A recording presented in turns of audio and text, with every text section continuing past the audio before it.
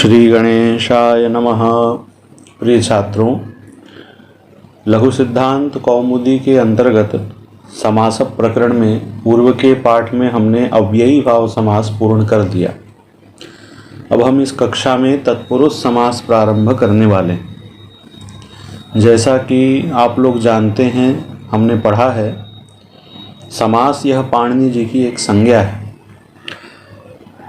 अष्टाध्यायी में द्वितीय अध्याय में पाणिनि जी ने प्राक कडारात समासः, यह दूसरे अध्याय के प्रथम पाद में ही तृतीय सूत्र में कहा और यह द्वितीय पाद तक अधिकार जाएगा।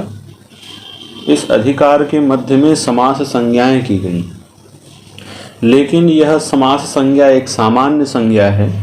इसके अंतर्गत पाणिनि जी ने अव्ययी भाव इस अधिकार को चला करके अव्ययी भाव उसका नाम रख दिया। कुछ समासों को हम अव्ययी भाव कहेंगे, कुछ समास विधायक सूत्र हैं, उनसे जो समास होगा उनको तत्पुरुष कहेंगे। तो तत्पुरुषः इसका अधिकार अब प्रारंभ हो रहा है, इसे हम तत्पुरुष कहेंगे। इसका प्रयोजन क्या है? सबको हम समास ही कह दें, कुछ समास का नाम अव्ययी भाव रखा, कुछ समास का नाम तत्पुरुष रखा, इसके अनेक प्रयोजन हैं। पाणिनि जी विशेष विशेष संज्ञाओं वाले समास के लिए विशेष समासांत प्रत्यय कहते हैं। कुछ समासांत प्रत्यय हैं जो केवल अव्ययी भाव समास में होंगे, कुछ हैं जो केवल तत्पुरुष में होंगे। इसके अतिरिक्त जब लिंग निर्धारण करना हो, समस्त पद बन गया, अब यह कौन सा लिंग होगा, तो अव्ययी भाव समास में वह हमेशा नपुंसक लिंग होगा। अव्ययी भावश्च सूत्र आप लोगों ने पढ़ लिया। जिसकी अव्ययी भाव संज्ञा हो जाए समास की, वो नपुंसक लिंग ही होता है। वैसे ही तत्पुरुष में भी आगे चल के सूत्र आएगा, परवल लिंगम द्वंद्व तत्पुरुषयो हो। जो पर में पद होगा, दो पदों के बीच में जब समास होगा तो पर वाला जो पद होगा उसके अनुसार लिंग का निर्धारण होता है। और इसके अतिरिक्त अनेक समासांत प्रत्यय जो केवल तत्पुरुष में होते हैं, अन्य में नहीं होते हैं, यह फल है। इसीलिए समासों में यह अवान्तर संज्ञा की गई। समास की प्रक्रिया आप लोगों ने पढ़ी है।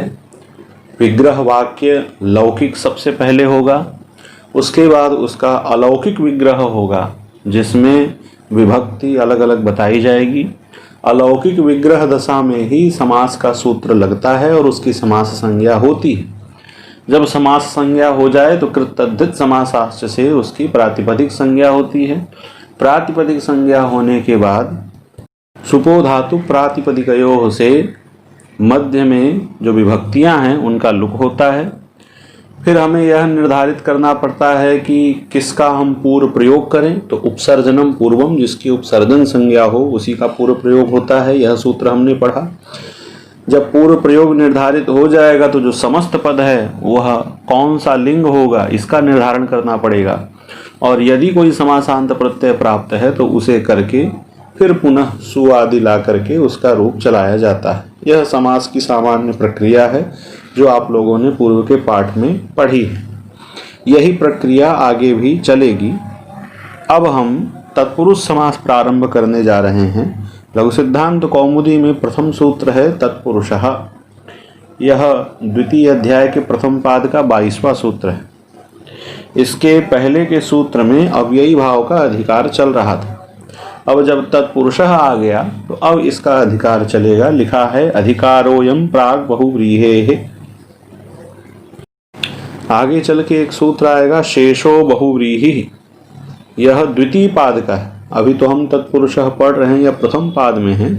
द्वितीय पाद में 2-2-23 का सूत्र है शेषो बहुव्रीहि। उसके पूर्व तक तत्पुरुष का अधिकार है, अर्थात उसके पूर्व तक जितने सूत्र समास का विधान करेंगे उन सभी समास की संज्ञा हो जाएगी तत्पुरुष संज्ञा। उसके बाद जब शेषो बहुव्रीहि आएगा तो उन सब की बहुव्रीहि संज्ञा हो जाएगी शेष की। तो तत्पुरुषः यह अधिकार सूत्र है। द्विगुश्च द्विगुरपि तत्पुरुष संज्ञा स्यात्। द्विगु समास की भी तत्पुरुष संज्ञा हो जाती है। आगे चल के आप एक सूत्र पढ़ेंगे तद्धितार्थोत्तर पद समाहारे च। यहाँ पर संख्या पूर्व यदि हो तो संख्या पूर्व द्विगु से उस समास की द्विगु संज्ञा होती। अब एक विचित्र बात है, जब पाणिनि जी संख्या पूर्व द्विगु से उस समास की द्विगु संज्ञा कर रहे हैं, तब इस सूत्र में द्विगुश्च कह के द्विगु की तत्पुरुष संज्ञा भी क्यों कर रहे हैं? अनेकों संज्ञाएं हो गई, एक तो समास संज्ञा थी ही, फिर पाणिनि जी ने विशेष प्रयत्न करके संख्या पूर्व द्विगु से, जिसमें पूर्व में संख्या हो उसकी द्विगु संज्ञा होगी, ऐसा कहा। तदितार्थोत्तर पद समाहारे च वाले विषय में जब द्विगु संज्ञा कर दी तो अब द्विगुश्च से तत्पुरुष संज्ञा पुनः क्यों कर रहे हैं? तो इसका आगे चल के आप फल देखेंगे। तत्पुरुष संज्ञा करने का फल होगा कि वहाँ पर राजा सखिभ्यस टच से टच इत्यादि जो आगे चल के समासांत प्रत्यय कहेंगे वह होते हैं। इसी प्रकार द्वयोरंगुलयोः समाहारो द्वयंगुलम जब ऐसा हम बनाएंगे तो यहाँ पर तत्पुरुषस्यांगुलेः संख्या व्ययादेः सूत्र द्वारा तत्पुरुष समास से विधान होने वाला जो समासांत अच प्रत्यय है वो यहाँ द्विगु समास में भी हो जाता है। तो द्विगु समास की तत्पुरुष संज्ञा करने का फल अनेक है, जिनमें से मुख्य है कि समासांत प्रत्यय जो तत्पुरुष समास में होता है वो द्विगु में भी हो जाए। तो द्विगु समास की भी तत्पुरुष संज्ञा होती है। अब तत्पुरुष समास करने वाला प्रथम सूत्र आ रहा है, वह है द्वितीया श्रितातीत पतितगतात्यस्त प्राप्तापन्नैहि। इस सूत्र में दो पद हैं। द्वितीया यह प्रथमांत पद है और श्रितातीत पतितगतात्यस्त प्राप्तापन्नैहि यह तृतीया का बहुवचन है।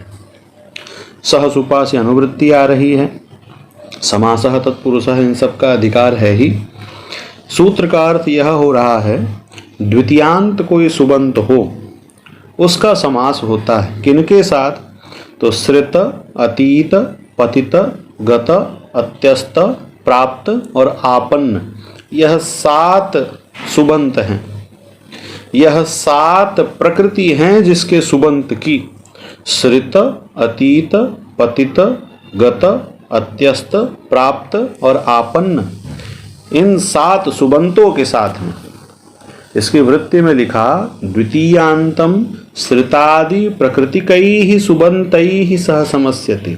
श्रितादि प्रकृति है जिस सुबंत की, अर्थात श्रितादि सुबंत ही हुआ, उसका समास होता है विकल्प से और उसकी तत्पुरुष संज्ञा होती है। सुबंतैः सह समस्यते। वाह क्यों कह रहा है? ऊपर से विभाषा की अनुवृत्ति आ रही। तो हम चाहें तो विग्रह वाक्य का प्रयोग भी कर सकते हैं या फिर चाहें तो समस्त पद का प्रयोग भी कर सकते हैं। जैसे उपकृष्णम में हमें यह छूट नहीं थी। उपकृष्णम का कभी भी विग्रह वाक्य कृष्णस्य उप, इसका प्रयोग हम नहीं कर सकते। यदि विग्रह वाक्य दिखाना भी हो तो अश्वपद विग्रह दिखाना पड़ता है, जिसमें उप का प्रयोग ना हो तो हम कृष्णस्य समीपम ऐसा प्रयोग करते हैं। यह हम पूर्व के पाठ में पढ़ चुके हैं। लेकिन यह जो समास है तत्पुरुष समास, ऊपर से विभाषा की अनुवृत्ति आ रही है। चाहे हम कृष्णम श्रितः कहें चाहे कृष्ण श्रितः कहें, कृष्ण श्रितः कह दें, कोई इसमें भेद नहीं है। राज्ञः पुरुषः भी कह दें चाहे राजपुरुषः कह दें, दोनों में हम स्वतंत्र हैं। लेकिन कुछ समास नित्य समास होते हैं, जैसे अव्ययी भाव समास में उपकृष्णम का विग्रह वाक्य कृष्णस्य उप, इसका हम प्रयोग नहीं कर सकते। वह नित्य समास है, उपकृष्णम ही होगा। लेकिन यह विकल्प से है, इसलिए लिखा द्वितीयांतम श्रितादि प्रकृतिकैः सुबंतैः सह समस्यते वा सच तत्पुरुषः। अब उदाहरण देखिए। कृष्णम श्रितः, कृष्ण श्रितः, कृष्ण का आश्रय किया हुआ कोई व्यक्ति विशेष है। तो यहाँ कृष्णम श्रितः यह विग्रह वाक्य है। इस विग्रह वाक्य का अलौकिक विग्रह होगा कृष्ण अम श्रित सु, क्योंकि कृष्णम द्वितीया है। तो कृष्ण अम श्रित सु, इस अलौकिक विग्रह वाक्य में ही समास होगा। अब जो सूत्र आया द्वितीया श्रितातीत पतितगतात्यस्त प्राप्तापन्नैः, यह कहता है द्वितीयांत का। तो यहाँ कृष्ण अम यह द्वितीयांत है। किसके साथ समास हो? तो श्रितादि, तो श्रितादियों में यहाँ श्रित है, तो समास संज्ञा हो गई इस सूत्र से। द्वितीया श्रितातीत पतितगतात्यस्त प्राप्तापन्नैः सूत्र से समास संज्ञा हो गई। किसकी? कृष्ण अम श्रित सु, इस पूरे की समास संज्ञा हो गई। इस पूरे की समास संज्ञा हो गई तो कृत तद्धित समासाश्च सूत्र से इस पूरे की प्रातिपदिक संज्ञा हो गई। कौन प्रातिपदिक है? कृष्ण अम श्रित सु, यह पूरा प्रातिपदिक है।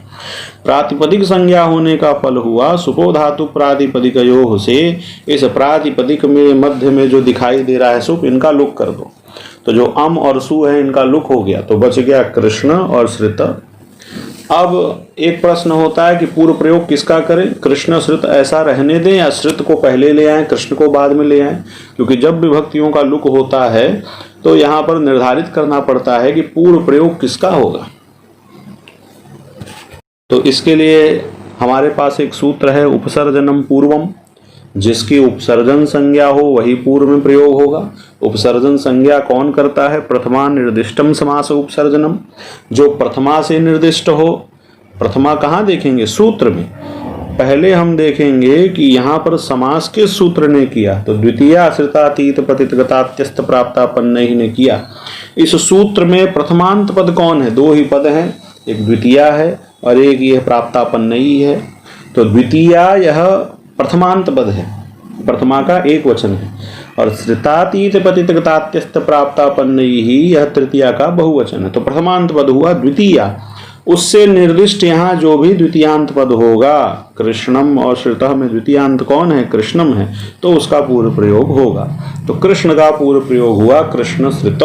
जब ऐसा हो गया, अब यहाँ पर लिंग कौन सा रखें? तो परवल लिंगम द्वंद्व पुरुषयो हो। आगे चल के आप सूत्र पढ़ेंगे, जो पर वाला पद होता है, बाद वाला होता है, वह जिस लिंग में है समस्त का भी वही लिंग होगा। श्रित यह पुल्लिंग है, तो इसीलिए यहाँ पर सुविभक्ति आई और पुल्लिंग में कृष्ण श्रितः यह बना।